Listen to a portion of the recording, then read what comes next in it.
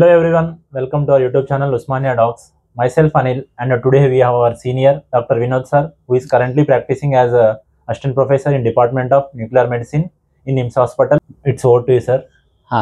Thank you very much for inviting me. I did MBBS from Osmania Medical College, 2004 batch, and I did my nuclear medicine residency from Tata Memorial Hospital, and later I joined as a SIRT in NIMS Hospital, Hyderabad. Then since 4 years I am working as ad hoc assistant professor and in NIMS itself.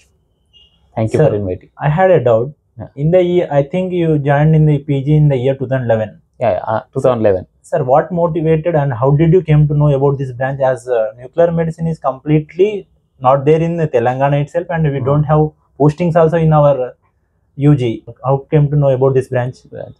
Thing is, first after my MBBS, when we prepare for post graduation, it was a hectic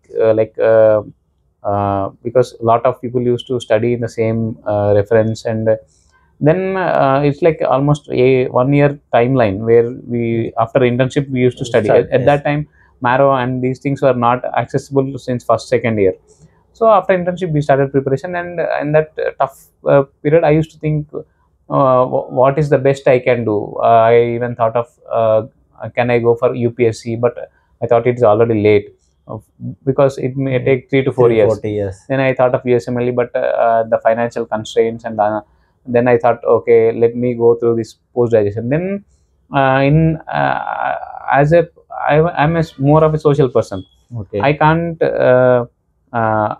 I involve mostly whatever is happening around me. I want to know, and I want to be contributing or being a part of it. So I thought, then I searched what all PGs are there in even Telangana or other places. So I explored these things. Then I was in continuous exploration till I wrote my MSET. I don't know, and even after MSET also, I got around 900 rank at that time. I used to not significant branches were coming, only diploma anesthesia was coming in first counseling. So then I continued with the preparation, and I wrote DNB exam. Okay. And there was separate exam for DNB. Yeah. Initially, DNB was a separate exam. Achha. And in DNB, I got 75 rank. Okay, nice. So thing is, but DNB before 2010, there was only entrance to qualify for DNB. It was not a ranking. There was no counseling. Okay. You get a qualifying mark in DNB before 2010, and you have to go to different private hospitals where some may offer DNB radiology or else DNB general medicine. Then you have to apply interested branch, and they take an interview. Then if you get selected, you have to pay some for the seat. Okay, donation. And continue with DNB. And the pass percentage were also less at that time. So then 2011, the first time counseling started with our seniors, 10-11 batch. Then they conducted the second time DNB. Then we appeared in 2011 for the second round of counseling, so second time of counseling. Okay. Then many people were skeptical. DNB, why are you choosing? It's a little tougher. We get final exams somewhere, practical especially. Then I started exploring what all branches are there. Then I came to know nuclear medicine, especially in Tata Memorial. Okay. So I had little insights to do some research. And then even Tata is a good center. Then I came to know about Tata. Okay. I had less time because I don't know whom to contact also. Then I visited MNJ hospital. I came to know Sir Dr. Doddala was there, and he guided me. This is a good branch. You will get a decent pay. Because at 2011, that time PET scan was not well accepted, or else, I mean to say, it didn't have too many indications as it has now. So he was like, once as a PET scan has come, you will get a decent pay, and the branch is growing. You can opt for it if you are interested, he said. Okay. Then I was exploring. Then even during the counseling, I had some doubts, and so some miracle like thing. Even during counseling, it's on the session also. 10 ranks before me, still I had doubt radiation. I don't know whom to ask. Acha. And there was an interview playing on the TV. Director of AERB, Baba Atomic Research Centers, there was some interview was happening to him. He said, radiation, all precautions are taken, no need to worry about that. Even conducting experiments, nuclear experiments, or else even for medical isotopes, we take lot of restrictions. Then that too added like all little information. So, and apart from that, one ranker, PGI third ranker, he is my 2K4 counterpart. His name is Mohan Roop. He took it in PJ because he wanted radiology. He didn't get radiology, and he wanted imaging branch. So he took radiology, nuclear medicine in PJ. Then he was third ranker in PJ. So all these factors helped me to take choose nuclear medicine. We had 5 seats only DNB that time. 2 in Tata, I think 2 or 1 in Gangaram. Some 14th ranker took in Gangaram, and some 65th ranker took in Tata. Then I had confusion, like, will I get or not? Because only 5 seats. Luckily, I got for 75. I had other option, but as I chose, like, had these factors, so I took it. And then there were some doubts in our family, whether you choose the right branch. Even my friends, did you choose the right branch or not? What you had medicine? All the parents only knows the medicine, surgery, radiology. They don't know. Even our friends who cracked me Jipmer and PJ also, they used to think, why I take nuclear medicine? Then I went to Tata. All the seniors and the faculty were very cooperative. Then all my doubts after seeing the work culture disappeared. Then I confirmed I am going with this branch.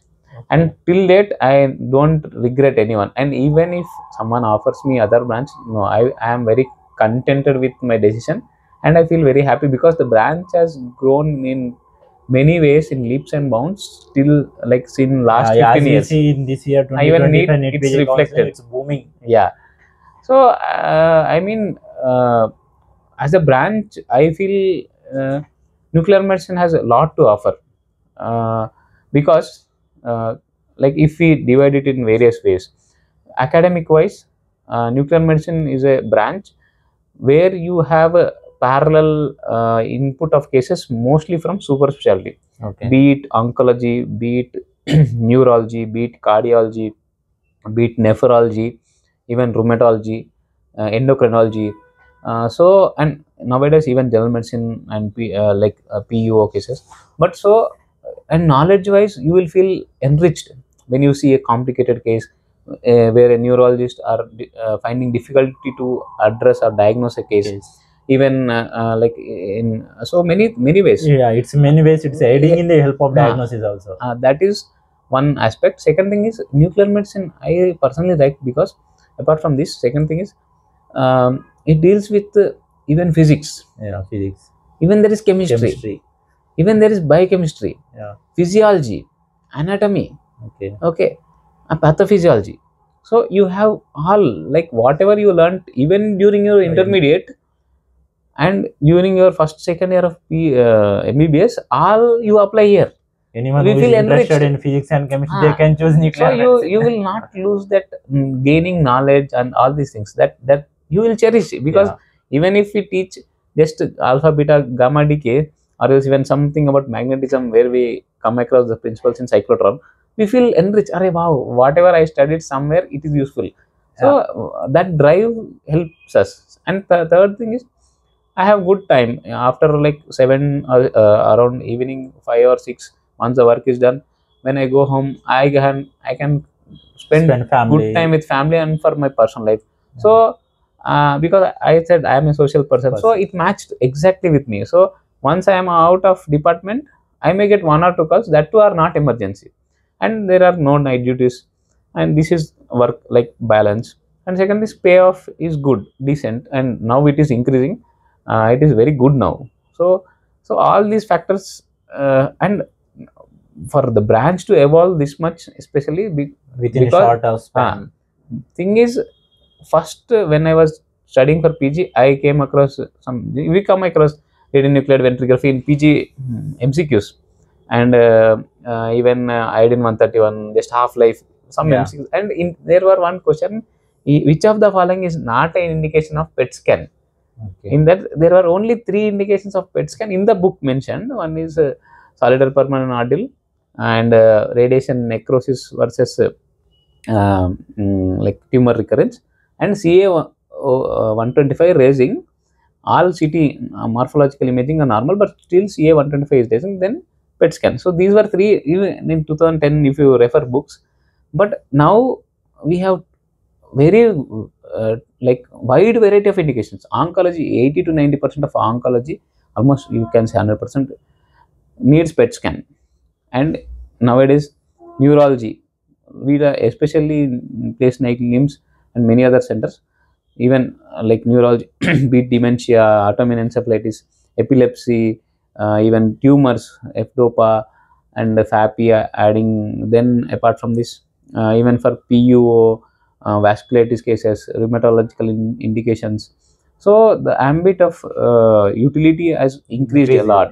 So I feel for this increase, all the clinicians have contributed because they pursued the clinical core academics and the core clinical things, and I feel grateful for all my seniors because they were they didn't know much about the branch when they joined, like 30 years back, but they worked very hard, and they everyone explored the field. Why can't we use the new molecule? What all like FDOPA, where it is useful, where it is not, FAPI, where it is useful, where it is not, PSMA, where it is useful, where it is. So they ran a lot of trials. Apart from doing the regular reporting, they used to write a lot of papers. So the indications have increased, and they convinced, or else they thoroughly persuaded the clinicians to and make them realize the utility of this imaging for patients. So they contributed a lot. All the clinicians. Apart from that, even the technologists, even the industry people, everyone pour their effort and bringing up many scientific advancements. So all the indications have increased. At the end, what I feel is, any branch, if it solves some problem of a patient, or else if it is in the best interest, or else how much utility it contributes to the patient, based on that it grows. So like that, in last 20 years, nuclear medicine has upscaled its utility in diagnosing and treating patients. So because of that, now the branch has almost grown to a significant extent, and it will grow further. And second thing why I feel is PET CT, especially any point of time, a PET CT or PET CT will give more information than a normal CT or CECT. So PET will give extra metabolic information then compared to normal CT, because PET CT gives all the information given by CT, extra information of PET, which is metabolic. So this helps in diagnosing, treating, response evaluation, many ways in understanding the patient's problems, and it helps clinicians to whether actively lesion or so better plan therapy and diagnose things. So this is the whole crux of the story of nuclear medicine. Sir, I have a doubt. As it is a completely different branch, if I join in the PG, is there any difficulty during my first year, second year learning? How is the learning will be there in department? Yeah, mostly as you join any other branch, nuclear medicine is one such a branch.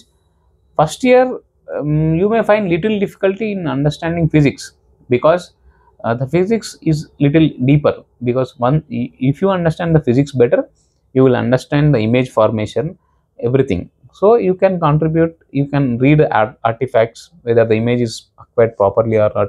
So you will have little physics more than other branches, but with time we will cope up and we will easily learn that. And compared to other branches, your scientific I mean to say academic things should be like on par with other branches, because you deal with, because any now medicine or pediatrics, it deals with core pediatrics, and pediatrics you have already learned in your UG, and even general medicine you learned in UG, you extend that information. Nuclear medicine is complete, like it is not in UG. You here you learn especially physics part, radiochemistry, but you come here and learn. So that it's a good thing, and it will test you, like it will give, it will be little tougher.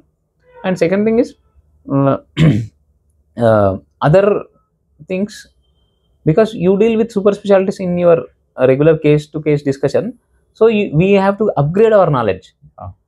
So read syndromes, like management of malignancy, because in UG oncology is only small part. Yes. Maybe in pathology or surgery or medicine, you get bits and pieces, but here you have to go for staging or response evaluation, what treatment is given, how is the procedure done, you have to see post-op notes. So you, in two ways you will upgrade. One is upgrading your medical knowledge, one is upgrading your physics and chemistry, so you will feel enriched when you are learning new things, because everyone wants a good PG where there is good learning. It is happening here, so you will feel enriched. Sir, let's discuss how is the nuclear medicine department in the NIMS hospital. Yeah. Sir, how many PGs are there here? We have now 2 DNB seats. Okay. One from state quota and one from All India quota. No, DNB seats mostly All India quota. State there is no. As of now, we don't have like separate state quota. Once we like the seats modify into MD, we'll open, like one seat then will be for All India, one seat for state. Now, as of now, only 2 DNB seats are there. Yeah. So coming to stipend for first year, second year, and third year. Stipend is on par with because in NIMS we have other DNB, even pulmonary medicine. So as MD, people get around 1.1 to 1. Same stipend, 1 to 1.1 lakh plus. Okay. Yeah. Coming to the duty timings. Duty timing, it is usually from, because radioisotopes come early, so most of places that department starts early, around 8. So most patients will come by 7:30 only. Okay. So all residents are expected to come by 8, and evening usually around 5 to 6:30. That's it. Is there night duties for PGs? No, as of now there are no night duties anywhere in India. Not in department. Okay. Not anywhere in India there are no night duties, because our the first is we don't have too many emergencies. Okay. Yeah. Second thing is, maybe inpatients are there, but they are also mostly stable patients. Okay. Even some places where there are inpatients, there are night duties, observation, like on call, or else you can just visit. But as such hectic night duties with disturbed sleep, all these are not there. Okay. It's a by listening this, it's a chill branch I can. Yeah. Like it gives these things. Maybe in future, if we get 24-hour medicine supply, we may have like across India, but it may not happen in recent times. Sir, coming to caseload, what type of cases will be referred here from all the department of NIMS? And I came to know that NIMS is the only government institute which is having a nuclear medicine department. Yeah. So from all other states, Telangana Medical College, case will be referred to here only? Yeah. Actually, in coming to Telangana, in government sector, as you said, NIMS is the no. Even MNJ has one. Yeah. So MNJ comes under Osmania, and NIMS is separate. So these are two places, but seats are now in NIMS. In future, they may come in MNJ. So NIMS is backed by very good super specialties. Yes, sir. And as nuclear medicine referral is more of super specialties, it's a right match where we get good amount of oncology cases, good amount of neurology, and neurology is much more than many other centers across India. Yes, sir. And even rheumatology is very strong here, and even cardiology, even general medicine. So we get nephrology. And as we know cases, that NIMS is very interested in super specialty branches. So we are like we are in a place where we get good referrals, And even for like textbook or rare indications which are just published in guidelines or even some papers, those rare cases also, yeah, we get good referrals, and even we do good amount of new tracers, like new scans. So it's a good place. Even referrals from other distant places also we get. Per day, how many reportings will be done, sir? 20 to 20 to 23 patients. 22. Only it is PET scans 22 to around 20, 22, 25 depends. Okay. And gamma we do around 28, 27, 25, 28 like that. Okay. And therapy, per week we give even iodine therapy, lutetium therapy, PSMA therapy. We have all up to date therapies now. Okay. Even apart from FDG, which most places do, we do regularly FDOPA, which Okay. Parkinson's patients and low-grade gliomas, even FAPI for brain tumors, and even hepatobiliary, and even PSMA, lutetium PSMA therapies, and even gallium PSMA scans for prostate, and gallium DOTA for neuroendocrine. So we have all access, like everything, for everything almost. I had a doubt, sir. If actually many of them who is taking a radiology department, they feel that there is a lack of patient exposure, clinical exposure. Can in nuclear medicine is as you said, there is a good patient exposure. Can we choose that branch instead of? I mean, it's like everyone has their own opinion. Some like compared to radiology, there is little bit more exposure in nuclear medicine, especially because we give therapies. Therapies is there. Our therapies are like benign condition thyrotoxicosis, like even Graves disease. Graves disease, we give regular therapies. So those patients come for follow up. CA thyroid patients, they are in regular follow up, and lutetium patients, PSMA and lutetium DOTA. So we have regular patients who we treat, come for follow up. So we regularly see, even in NIMS, every day we have around 15 patients OP.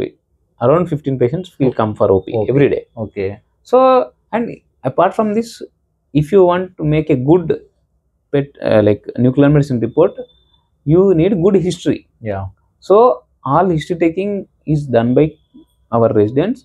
Even consultants also call the patient.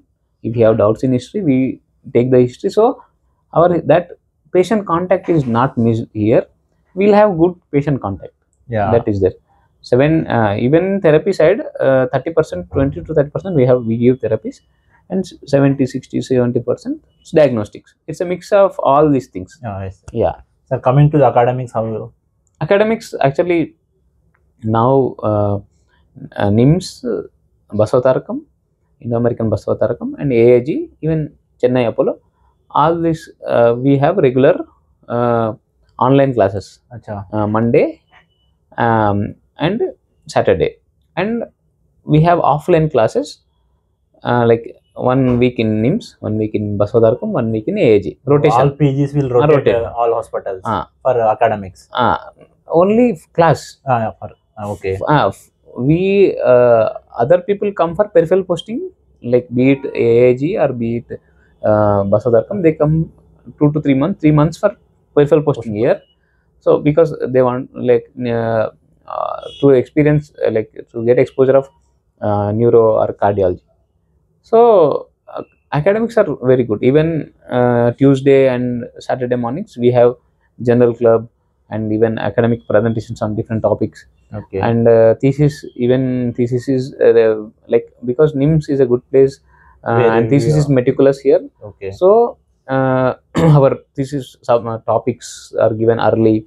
Review committee meetings happen early. Other guides are helpful. And topics, as we do different things, we have good topics, like even prospective.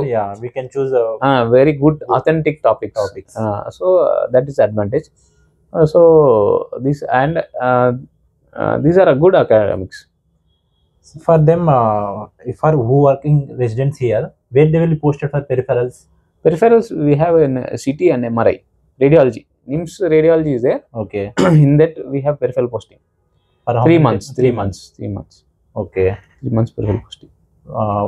And one thing is, The pass percentage, because it is our 4th year running. Okay. 3 years finished. Sorry, 4th year running. Two Batches. have cleared. So NIMS, it is 100% result, and even in Hyderabad, the result is 100%. Okay. I mean, no need to worry about that.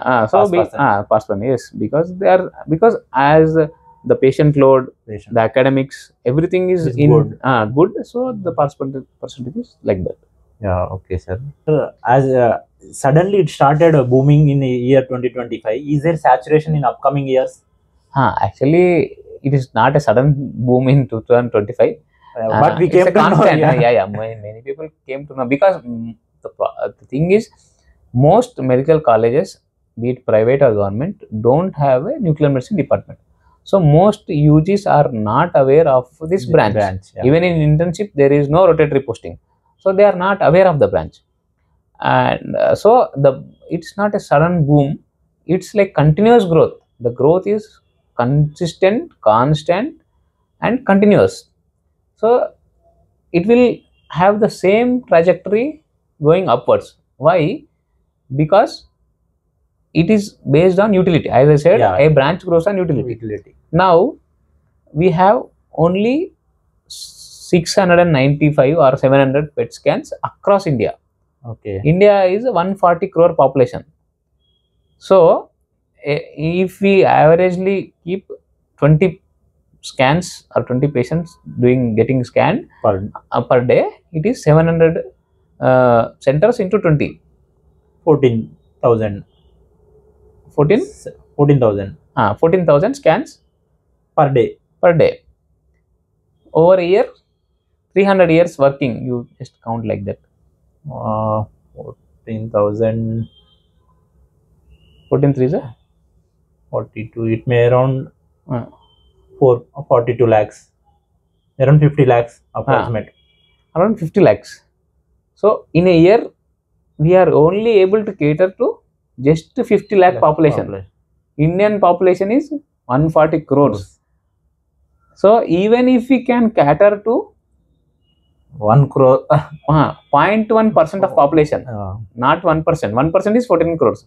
0.1% population, it is 1.4 crores. So 40 lakhs per year, 1.4 crores. The increment itself is 3 times.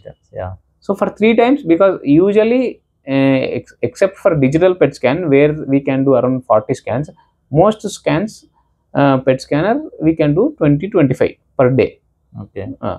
So averagely we say 1 PET scan, 20 scans, like this.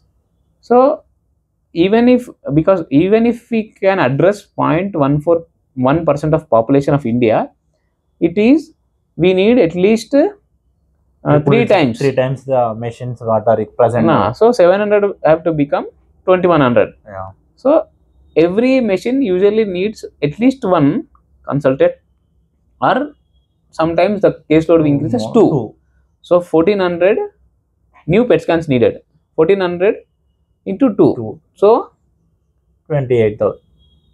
2,800. So still we need at least 2,800 residents for this current scenario of indications.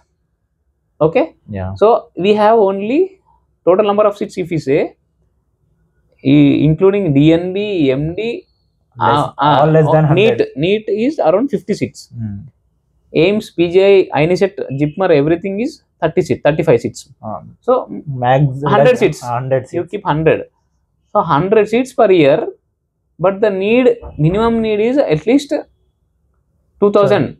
Okay, we remove 1,000, at least 1,000. So 10 years, till 10 years, 100. Maybe if seats increase also, at least for next 10 years with the same indications, there will be no saturation. Yeah.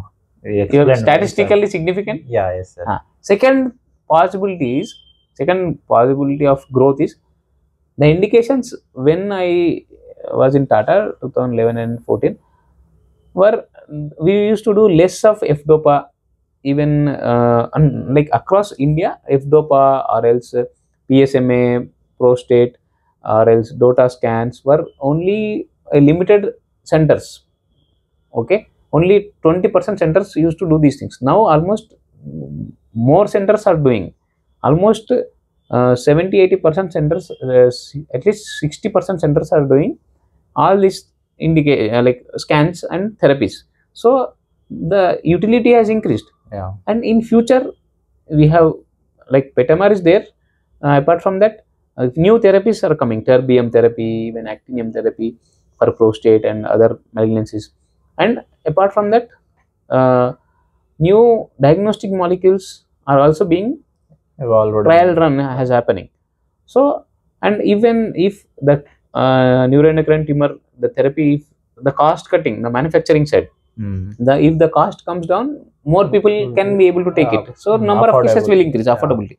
So all these things combined, the growth will go up only.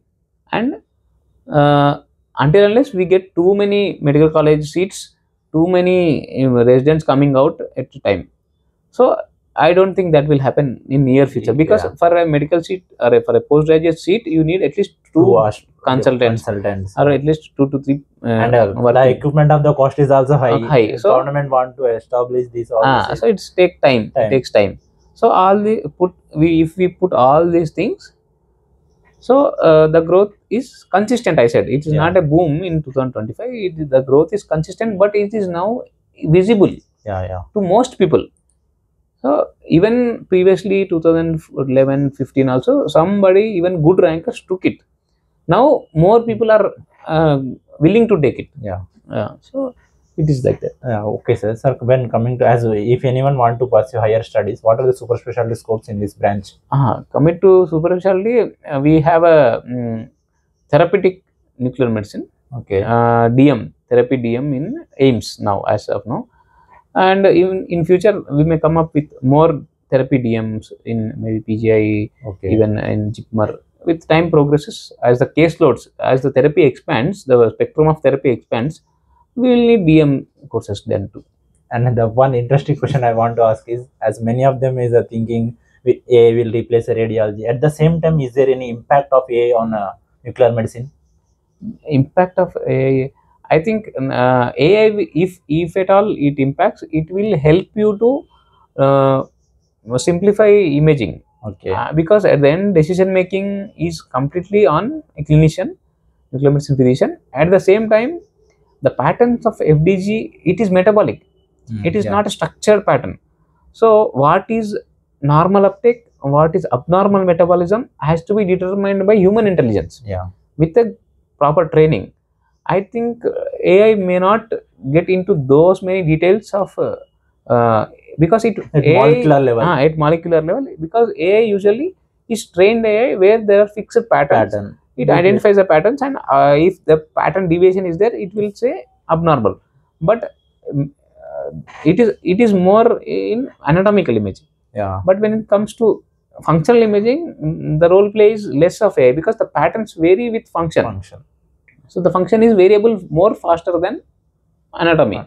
So the AI impact is less. Anyways, physician have to check clinically and imagically. Then only we will get clear diagnosis. So AI role is less, especially on nuclear medicine. Okay. Sir, as it after completion of the PG, what will be the scope of pay scale in Tier 1, Tier 2, Tier 3 cities? Immediate after PG. As of in Hyderabad and like Bangalore and these places, at least around 3, 2.8, around 2.5 to 3, based on experience. I think any branch, even medicine and radiology also, they won't get immediate after PG. I think 2.5 is because as it is a demanding, to be on a truth side, this is the demand is there. The demand will be there, and evolving diagnosis is there, and basically any diagnostic branch will have a cap. So a person with a 20 years experience will not get 4 times or 5 times the amount what a beginner gets in diagnostics. Because the patient will not come on your name, because he wants a good report, whether you report or someone report, because he wants a good report. So with experience the amount will add, because an experienced person will make less mistakes, Yeah. diagnose better, and the like the clinician on the other hand is he can easily communicate with the experienced Yeah. physician, because he has seen many patterns of a disease in PET scan. So and yeah, anyways, he refers to that patient only. so there is advantage. But coming to a surgery, if you are neurosurgeon, you may get very less in the beginning. But if you are a very good handful surgeon, or your hand we have very cure rate, best surgeon, then the increment will be high. Yeah. The risk versus reward. So it's like that. Initially we will get good pay, and with time also, with the experience of 8 years, 10 years, you will get the pay will gradually increase. There is like almost doubles. Okay, in even in many places. So even in tier 2 the pay is little more, because many prefer tier 1. Yeah. So tier 2 cities the pay is little more. Okay. All other branches like that only. So I feel this is the pay current structure. scenario. Current scenario. How it may be well. It may depends. increase or decrease depend on the further. It will mostly increase because the increase rate may decrease if more number of people come. But it will not decrease. Yeah. Because the growth is projected like this. So until unless some infiltration happens, some regulations change. These are some points we ponder upon. But until unless that, if the growth structure is projected like this, it will grow further. So final, I want to conclude by this session, as many of them is doubting whether to choose nuclear medicine or not. What the final advice you want to give our viewers who want to choose nuclear medicine as their dream branch? First, like even my juniors of Osmania Medical College many times call me which branch to take, whether it's a good branch or medicine is a good branch. I advise them ki first identify what you want in life, like what are your inner core abilities, what are your interests, how do you want to have a look of your life after 20 years, how do you imagine to be after 20 years of your life, where do you want to settle, where your parents will be, all these things, and what are your passions. All these things will contribute in choosing a branch. If you want a branch which has good work-life balance, or else less hectic duties, and good academic things, and good pay scale, even but limited to tier 1 and tier 2 cities, so then you can go for a nuclear medicine branch. But one thing is, individual setup is little difficult, or else it's not very difficult, I mean to say, as the pay it is monetary terms, in monetary terms it is little high on pocket. So that is one limitation factor, you can say. But if you can plan with other people, you can go ahead. But every branch has its own limitations. Like if you want to settle down in rural workplace, in our own place with minimum cost of equipment, then you go for other branches. But if you want even tier 2 cities and tier 1 cities with good pay scale, good academics, good scientific temperament, and less duties, then it's a good branch. You can definitely opt for it.